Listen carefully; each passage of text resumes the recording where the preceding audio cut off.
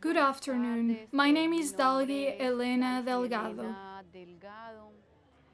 I've been living here in Puerto Berrio for 44 years, and I am originally from this beautiful municipality. Well, the truth is that it's hard to talk about the armed conflict that took place here in a region as beautiful as Puerto Berrio that has been so badly hit by violence.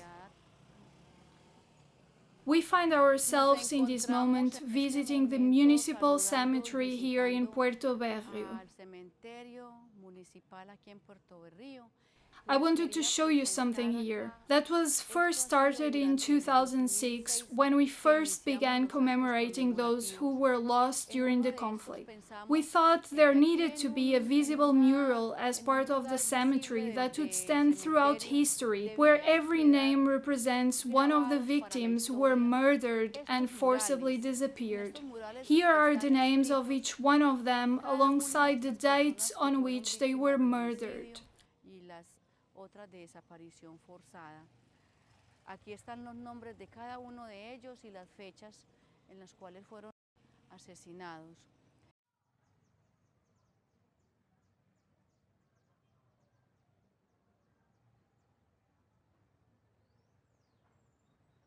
I am one of those who, because of originally losing two of my uncles during the violence, adopted an NN, a victim whose unidentified remains were buried here. Every Monday they lead a mass here.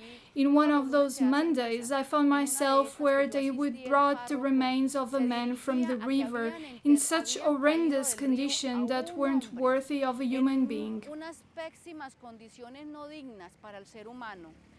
And they had just buried him only a few minutes earlier. In that moment, I felt such a deep pain, and it reminded me of my two dead uncles. And I wondered, who was this person? Whose family was he from? So as the mass was ending and I was heading down to leave, past the pantheon that you can see here, and I felt directed to him, as if he were waiting for me. A name came to me, and it remained etched on my mind as if that was his real name, Miguel André Duque. That was in 2007, on April 27th. As a result, I adopted that victim. I bring him flowers. Every prayer I make is for him and my other loved ones.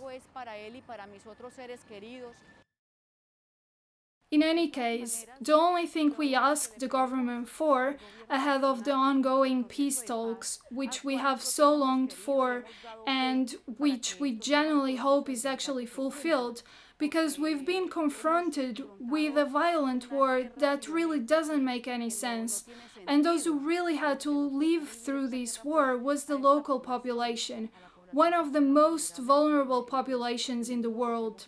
And we've had to live cold-blooded because we have not had the support or solidarity that we should have. We, the victims, want peace, but real peace.